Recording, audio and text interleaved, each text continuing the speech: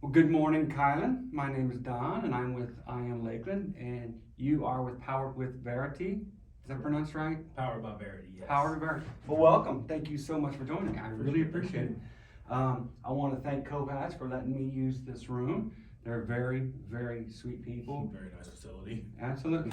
So I really appreciate you asking me and reaching out to me and tell me what this is. So if you don't mind introducing yourself and tell me what it is you do. Yeah, for sure. So for starters, my name is Kylan Stephon Hayes. I'm a political science major at Florida Southern College.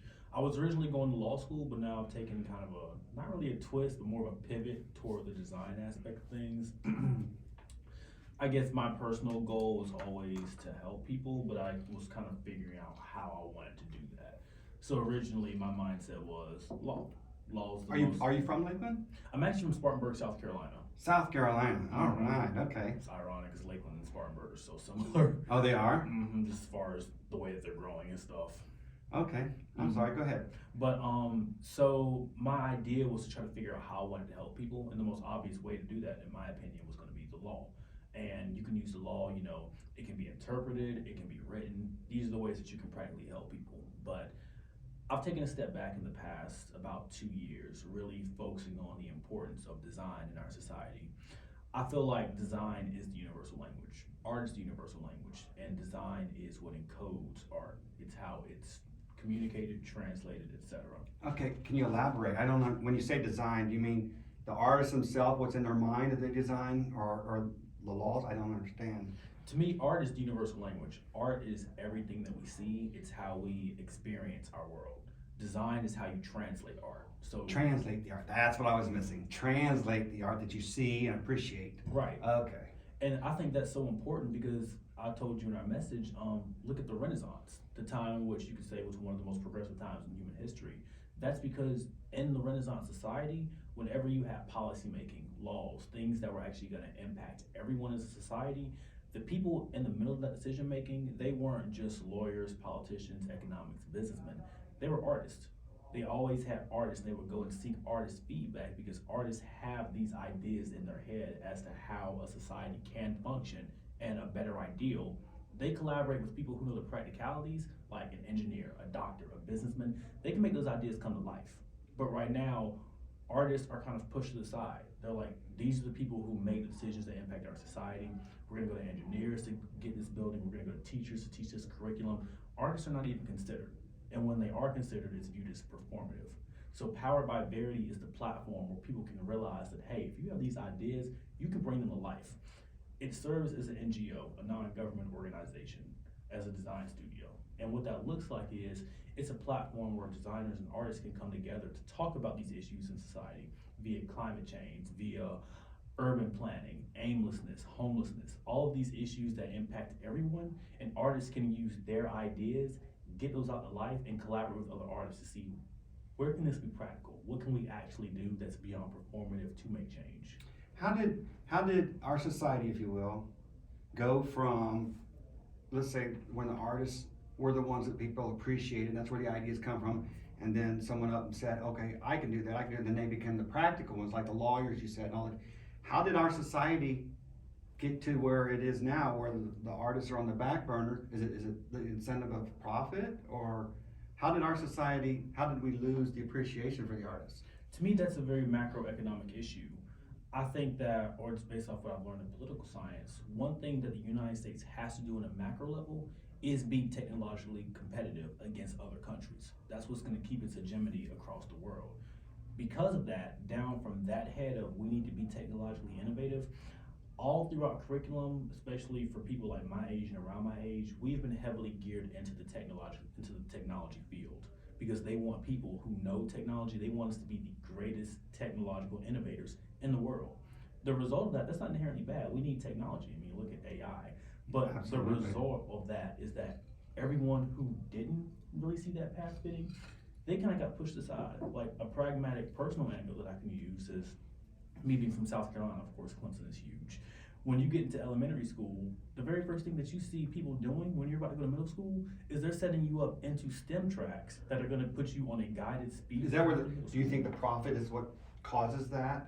As our society, as business wants to make money, and just make everybody a practical person as opposed to thinker, free will, spiritual idea person? Is it Profit and power, yes. profit? Okay. I think profit is what can measure power. And I think that's why those two coincide so and so. But I think overall the biggest thing is that the United States has to have more technological innovators than other countries. And the result of that is that all the money is being put into curriculum that are going to create technological innovators. And that's cool. But for everyone who wants to create without doing that, like our artists, our painters, our dancers, they don't really have a CFIT. They don't really have a standard step-by-step way to get to where they want to be. They're either going to make it and be a huge celebrity or they're going to be a starving artist. What I'm advocating for is a curriculum that is going to help and guide artists to actually make something of their art while being able to survive. And then once we get that, we can use our art to touch on deeper societal issues in a way that we're not just trying to survive, we're actually trying to thrive and using our skills to help other people thrive. I agree 100%. But in a system, if you will, like America, starving an artist, like you said, is going to starve if they don't sell or if they don't somehow are subsidized.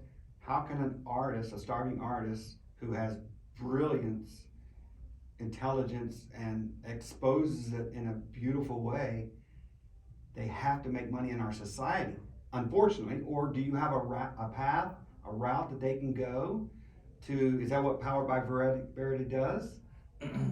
Powered by Verity right now, long term, what we're doing is we're advocating for state funding for the arts. Okay. Because the only way that we're actually going to be able to sustain ourselves as a start to the next step is to be able to afford it. And to do that, we're listed as an NGO because the people that we help via the issues that we're solving are inherently governmental because we're solving societal issues. We help solve the societal issues by providing them with artists to introduce different perspectives. They fund us to do so. That's the platform of Verity. But what we're doing right now until then is we're teaching artists how they can actually make a way for themselves. So what I'm doing with Verity, we're getting the website back up. We had to get it rewritten. Through Instagram, through social media, through how we're teaching people is, right now, if you're an artist, you need to, one, understand business. You need to understand economics. You need to understand marketing. You have to be able to teach yourself these things because right now, if you're an artist, the school is not going to teach you. The artistic curriculum in schools has not changed. If you want to be a music major in school, they're going to give you a violin, they're going to put you in a theater hall. That's cool, but practically today, who's actually going to the theater to listen to music? It's all streamed, but right now that's not the focus. That's not the focus in music or across other mediums because art has not been the focus. It's all been about technology. So until we can get that funding from the state, Verity is in charge of teaching other artists, hey, if you want to practically do this, if this is your lifeblood, this is what you want to do with your life, this is how you do it. Fantastic. And how long has Verity been in business? Verity started December 2022 officially, but it was a set of ideas really last summer. Immediately when I first started Verity, I had no idea where it was going. I just knew that I had this message I wanted to get out there, so it really started out with just a bunch of, I don't want to say inspirational quote posts, but that's really what it started with. You're using your mind as an artist. Right. How can you bring these two together? Have you had any success yet? I mean, is there any examples you can provide that?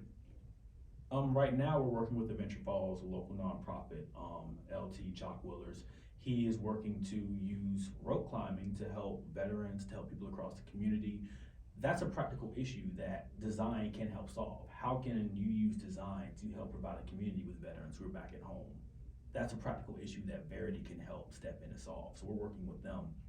As far as other success goes, other than just working with clients, the biggest success in my opinion has been the community that's forming around Verity. We reached over 2,000 followers in 90 days. Oh, that's and we're good. going even faster than that. To me, that's my idea of success, is that not only are we getting a little bit of money helping fund artists, but we have a community of people who are saying, wait a minute, I've had the skill, I've always wanted to do something with my art, and now I see that there is a way possible. And that is gonna grow exponentially. To me, that's where I'm measuring success. That's wonderful. And have you spoken to or have you hit up like the Polk Museum of Art or any of the other traveling artists or shows that provide the art anything like that? We've been to the Polk Museum. One of my professors, actually, Dr. Alexander Rich, he is one of the officiators over at the Polk Museum, so I'm over there quite often. I also go to Fashion Week a lot because I think one of the best ways to express yourself in clothing without saying words through fashion. So I go to Fashion Week, see what they're doing with their clothes. That way I can actually see how, wait a minute, we can make clothes to express these messages. But overall, it's just been just networking with local artists and staying in contact, saying, how can we help you? That's what I'm found is when I started I Am Lakeland a year ago or so, I didn't know what I was doing. I'm like, okay, I see what I want to do, and I amateurishly or unexperienced just knocked on the door and said, hey, would you like to be on my website, iamlakeland.com? I don't know you. I don't know you. Well, thank you for your time. And I'm learning, like now, it's through, it's who you know, it's meeting people, it's getting out there. You can't just knock on a door and say, will you do this? Right. I'm finding myself, because I've never been a social person, I've never been out there. I'm a retired maintenance person. I worked on dishwashers and stuff. And what I have found is it's the network, it's the getting to know people and accessing their already provided networks. So if you get to know someone, then you have a door, a way in to each of those. Exactly. To spread your work, which is absolutely wonderful. So your nonprofit or your profit? Right now we're under an LLC. It's going to be an NGO. We're still figuring out those intricacies. Okay, fantastic. Well, is there anything that comes to mind that you would like anyone who sees this video or audio?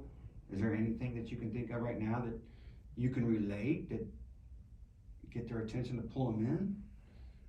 Any of your notes that if you were your elevator pitch, if you were on the elevator for 20 seconds or whatever, what would you tell someone who is in power, someone who has the ability to write a check, that has the ability to say, hey, you need to contact so-and-so?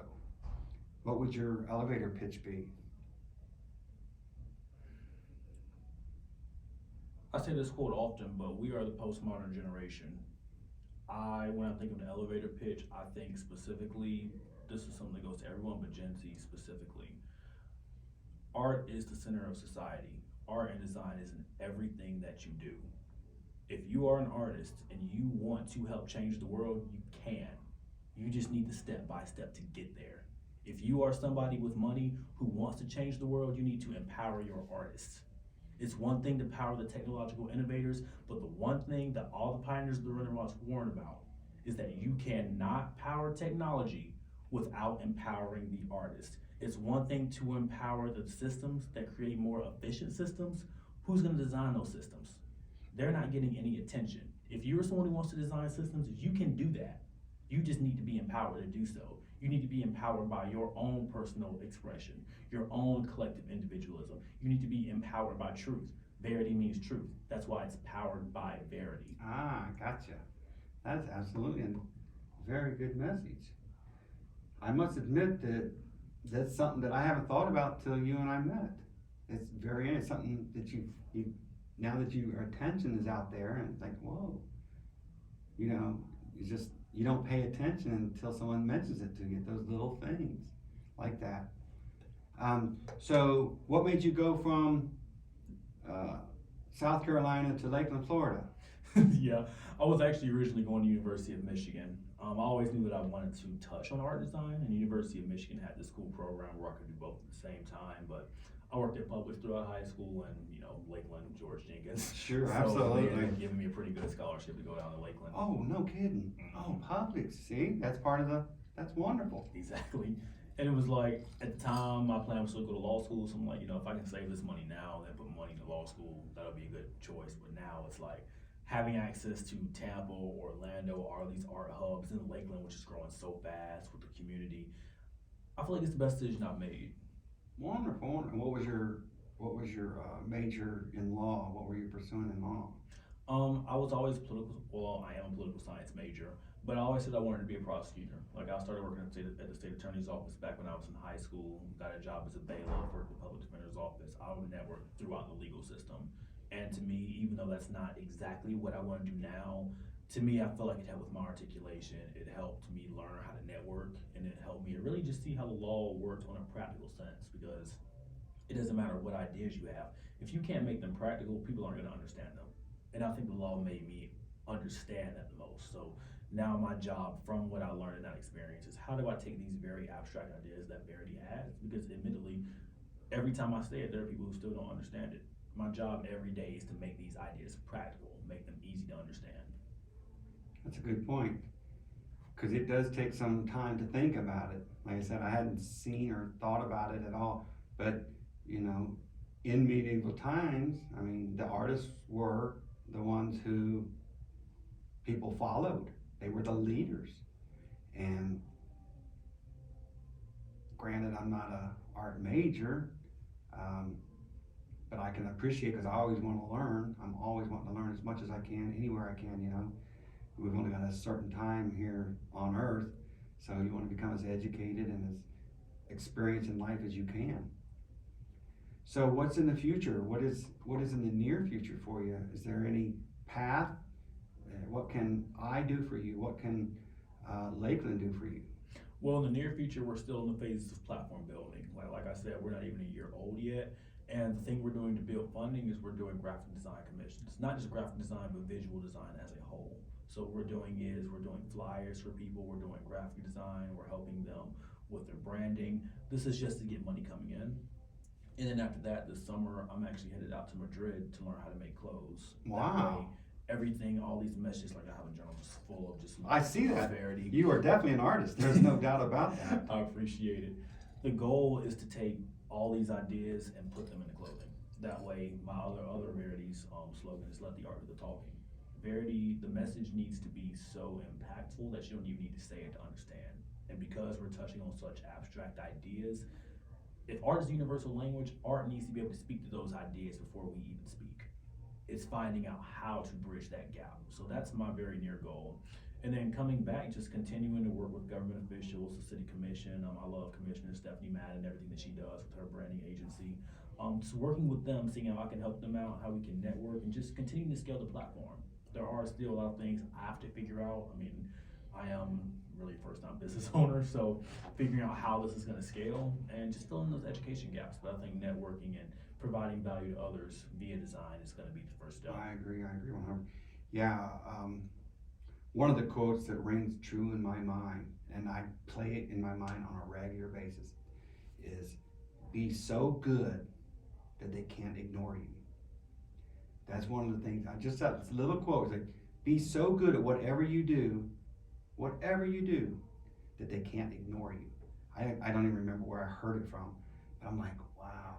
You know, if I knock on a door and people turn me away, or I ask for assistance on land, they just, you know, ghost you or whatever, I gotta take it upon myself to be so good that that person who in the first round said thank you but no, says, wow, is that the same person? Is that the same? So be so good that they can't ignore you is one of my models that I love. Absolutely. I love that.